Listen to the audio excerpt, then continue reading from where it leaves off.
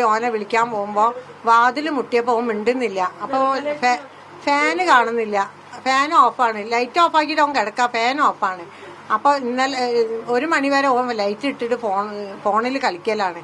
ഞാൻ മോട്ടർ ഇടാൻ പോകുമ്പോൾ ഞാൻ കാണല്ലോ. ഇന്നലെ ഞാൻ മോട്ടർ ഇടാനും പോയില്ല, വെള്ളമൊക്കെ ഉണ്ടല്ലോ, മോട്ടർ ഇടാൻ പോയില്ല. അപ്പോൾ ഞാൻ 3 മണിക്ക് വിളിക്കാൻ പോകുമ്പോൾ ലൈറ്റ് ഓഫാണ്, ഫാൻ ഓഫാണ്. പുറത്തുനിന്ന് ലോക്ക് ചെയ്തിട്ട് എനിക്ക് എന്തോ തോന്നിയത്, ലോക്ക് തുറന്ന് ലൈറ്റ് ഇട്ട് നോക്കുമ്പോൾ ഓൻ ചോരയെ കുളിച്ചതാ ഞാൻ കാണുന്നത്. ഇന്ന് പുലർച്ചെ 3 മണിയോട് കൂടിയാണ് കോഴിക്കോട് പാളയം മാർക്കറ്റിന് സമീപമുള്ള പുതിയ കോവിലകം പറമ്പ് പ്രദേശവാസിയായ ബിജു എന്ന് പറയുന്ന വ്യക്തിയെ വീട്ടിനുള്ളിൽ ചോര വാർന്ന നിലയിൽ മരിച്ച നിലയിൽ കണ്ടെത്തിയിട്ടുണ്ടായിരുന്നത്. എനിക്ക് പിറകിൽ കാണുന്ന ഈ വീട്ടിനകത്താണ് ബിജു കിടന്നിട്ടുണ്ടായിരുന്നത്.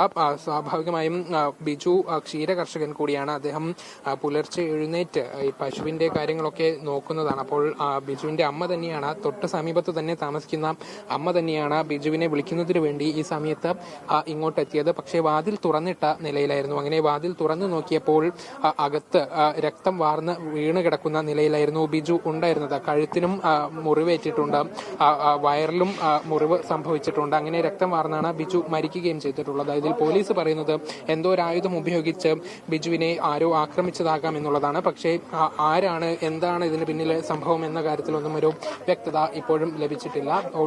അത് കണ്ടെത്തുന്നതിന് വേണ്ടിയുള്ള നടപടികളിലേക്ക് പോലീസ് കടന്നിട്ടുണ്ട്. ഏറ്റവും പ്രധാനപ്പെട്ട കാര്യം, ഇവിടെ ലഹരി മാഫിയ സംഘം വലിയ ഭീഷണി ഉയർത്തുന്ന ഒരു സ്ഥലം കൂടിയാണ്. നിരവധി തവണ ബിജു തന്നെ ഇവരുമായി വലിയ വാക്കേറ്റങ്ങളൊക്കെ തന്നെ ഉണ്ടായിട്ടുണ്ട് എന്നുള്ളതാണ് ബിജുവിന്റെ കുടുംബം പറയുന്നത്. അപ്പോൾ ഇവരിലേക്ക് കൂടിയാണ് സംശയം നീളുകയും ചെയ്യുന്നത്. ബിജുവിന്റെ അമ്മ ഈ വീട്ടിലാണ് താമസിക്കുന്നത്. ഇവരുടെ പ്രതികരണം കൂടി നമുക്ക് നോക്കാമെന്ന് തോന്നുന്നു. ഇന്ന് രാവിലെയാണ് ഇത്തരത്തിലൊരു സംഭവം ഉണ്ടായിട്ടുള്ളത്. അമ്മ, എന്താണ് 10:30 മണിക്ക് ഞാനും ഓനും ഒരുമിച്ച് ഭക്ഷണം കഴിച്ചതാ. അമ്മ ഞാൻ പറഞ്ഞു, ഇവിടെ കിടന്ന മോനെ, അച്ഛൻ ഇല്ലാത്തല്ലേ, അച്ഛൻ കോയമ്പത്തൂർ പശുവിന് പോയതാ ഒരു പോലീസുകാരന്റെ കൂടെ. അപ്പൊ മിണ്ടല്ലേ.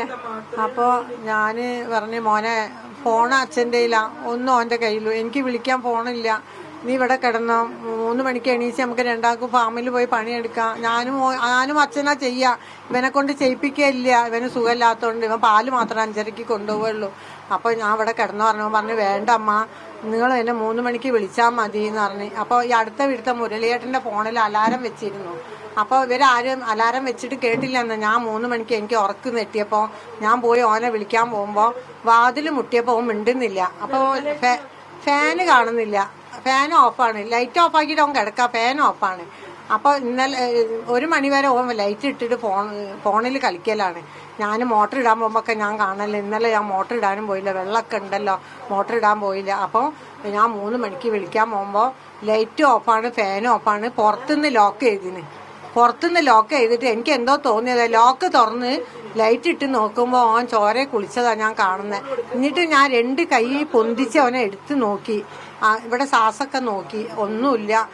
കഴുത്തിങ്ങനെ ഒടിച്ചുകൊണ്ട് തല തെറിച്ചിട്ടുണ്ട്, മതിലിന് ചോരപ്പാടുണ്ട്, താഴെ ചോര കളം കെട്ടി നിൽക്കുന്നത്. വിളിച്ചിട്ടൊന്നും മിണ്ടായിട്ട് ഞാൻ അടുത്ത വീട്ടിലത്തെ മുരളിയേട്ടനെ വന്ന് വിളിച്ച്, മുരളി ബിജു മിണ്ടുന്നില്ല, ചോരയെ കുളിച്ചിന് എന്താ ഒന്നും അറിയില്ലാന്ന്. ഓന് വിറച്ചിട്ട് ഓൻ വേക്കത്തെ ഓരോ പോയി വിളിച്ച് പോട്ടർമാരെ വിളിച്ചോണ്ടെന്ന്. പിന്നെ പുറത്തുനിന്ന് ലോക്ക് ഇട്ടപ്പോഴാണ് പോലീസിനൊക്കെ വിളിച്ചത്. ഓൻ ഉള്ളിൽ നിന്ന് ലോക്ക് ഇട്ടിട്ടാ കിടക്ക, ഇത് പുറത്തുനിന്ന് ലോക്ക് ഇട്ടിട്ടുണ്ട്. ആരോ എന്തോ ചെയ്താതെ ഓന് ഇതാവൂല, ആരോ ചെയ്തതാ ഓനെ. അതാണ് ഞങ്ങൾക്കുള്ള ഇത്. മോനെ ആരാ ചെയ്തതെന്ന് ഞങ്ങൾക്കൊന്ന് നീതി കിട്ടിയാൽ മതി. അവൻ സുഖമില്ലാതെ 10 ദിവസം കിടന്നാൽ ഞങ്ങൾക്ക് വിഷമമില്ലായിരുന്നു. അവൻ ആരോ ചെയ്തതാണ് മോനെ. അച്ഛനെ വിളിച്ചിന്, അച്ഛന് ഇത് ഇങ്ങനെയാണെന്നൊന്നും അറിയിച്ചിട്ടില്ല. അച്ഛൻ വരുമ്പോഴാണ് ഇന്ന് ഈ സംഭവം അറിയാം. അതാ മാത്രമേ അറിയുള്ളൂ മോനെ. ഇത് 1 മണിക്കൂർ കൊണ്ട് ഉണ്ടായ സംഭവമാണ്. 11:30 വരെ പെങ്ങളും കുട്ടികളും വർത്താനം പറഞ്ഞിരിക്കണം അവനോട്. 11:30 വരെ ഫോണിൽ സംസാരിച്ചിരിക്കണം. അത് കഴിഞ്ഞതിന്റെ ശേഷം ഫോൺ എടുക്കണില്ല. 11 12 1 മണിക്കോ ഉള്ളിൽ സഹിച്ച സംഭവമാണിത്. 3 മണിക്കാണ് ഞാൻ എണീച്ച് അവൻ്റെ അടുത്തേക്ക് പോണത്. അപ്പോഴാണ് ഈ സംഭവം അറിയുന്നത്, ഈ ചോരയെ കുളിച്ചത്. പിന്നെ ഇവരെല്ലാം അറിയിച്ച് രാവിലെ എത്തിയത് അവര്. ബിജുവിന്റെ സഹോദരി കൂടെ ഉണ്ട്. എന്താണ് സംഭവിച്ചതെന്ന് കരുതുന്നത്? ലഹരി സംഘങ്ങൾ ഇവിടെ പ്രശ്നങ്ങൾ ഉണ്ടാക്കിയിട്ടുണ്ട്. ഞാൻ പറയട്ടെ, ഞാൻ എന്തെന്നാ പറയാ, എന്തോ ഒരാൾ ചെയ്ത ഒന്നില്ലെങ്കിൽ ഇതിലെ 10 പ്രാവശ്യം ചെക്കന്മാരിപ്പൊ രാത്രി സമയങ്ങളിലൊക്കെ പോകുന്നുണ്ട്. ഇപ്പൊ തൂഫാന്റെ ഭാഗമായിട്ട് കുറച്ചൊരു കുറവ്, എന്നാലും ഓരോ കണ്ണ് വെച്ചിട്ട് 2 മണിക്ക് 3 മണിക്ക് ചെക്കന്മാർ അങ്ങോട്ടും ഇങ്ങോട്ടും പോകുന്നുണ്ട്.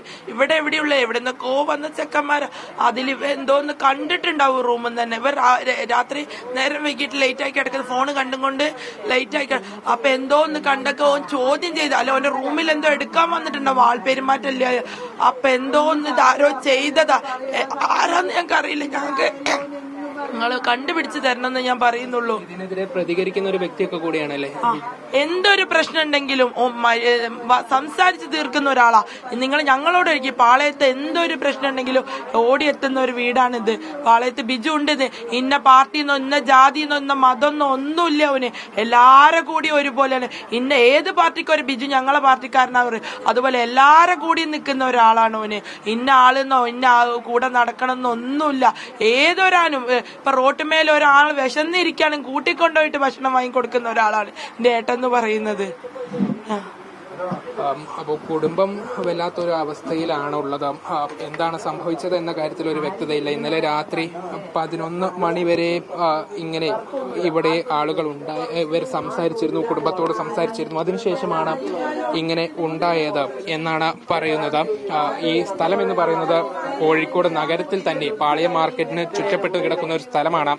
നിരവധി വഴികളുണ്ട്, ഇതിലൂടെ പലർക്കും വന്നു പോകാനും സാധിക്കും.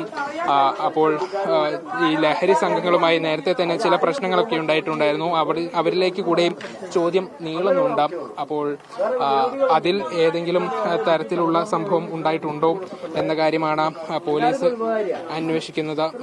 ഇന്നലെ എന്താണ് നിങ്ങൾ കരുതുന്നത്? ഇതിൽ ഇവിടെ ലഹരി സംഘങ്ങളെയൊക്കെ സംശയം പറയുന്നത്? ലഹരി സംഘങ്ങൾ എന്ന് പറഞ്ഞിട്ടുണ്ടെങ്കിൽ ഇപ്പം ഇതിലൊക്കെ വെച്ചാൽ ബിജു ലഹരംഗത്തിലുള്ള ആളല്ല.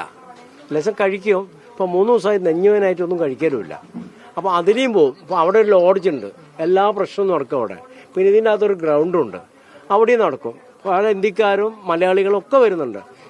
അതിലൊക്കെ പോണ സമയത്ത് ഈ വ്യക്തി എന്ന് പറഞ്ഞിട്ടുണ്ടെങ്കിൽ ആരെന്ത് പോകണമെങ്കിലും അറിയാത്ത ഒരാളെ കണ്ടാൽ ചോദ്യം ചെയ്യും. ഇന്നലെ 11 മണി വരെ ഓൻ്റെ അമ്മയും ഞാനും സംസാരിക്കുന്നതാണ്. അപ്പം അങ്ങനെ ആരെങ്കിലും മൂത്രമൊഴിക്കുക, വെള്ളം നല്ലോണം കുടിക്കും. അത് നമ്മൾ സാധാരണ വെള്ളം കുടിക്കുന്നത് മൂത്രം എണീച്ചപ്പോൾ ആരും പോകണമെന്ന് ചോദ്യം ചെയ്തോ, അങ്ങനെ ഒരു സംശയമുണ്ട്. വേറെ അല്ലാണ്ടൊന്നുമില്ല. അല്ലാണ്ട് ഇവിടെ മുറിവുണ്ട് ഇതൊക്കെ വെച്ചാൽ ഓ സ്വയം ചെയ്തിട്ട് പുറത്ത് കുറ്റിയിട്ടില്ലല്ലോ, അത്രേ ഉള്ളൂ, വേറൊന്നുമില്ല. അതാണ് ഈ നാട്ടുകാരും പറയുന്നത്. അതായത് ഈ വീടിന് പുറത്തു നിന്നും കുറ്റിയിട്ട നിലയിലായിരുന്നു, അകത്ത് തുറന്നിട്ട നിലയിൽ. അപ്പോഴാണ് അമ്മയ്ക്ക് സംശയം തോന്നി പുറത്തു നിന്നും തുറന്ന് അകത്തേക്ക് പ്രവേശിക്കുകയും ചെയ്തിട്ടുള്ളത്.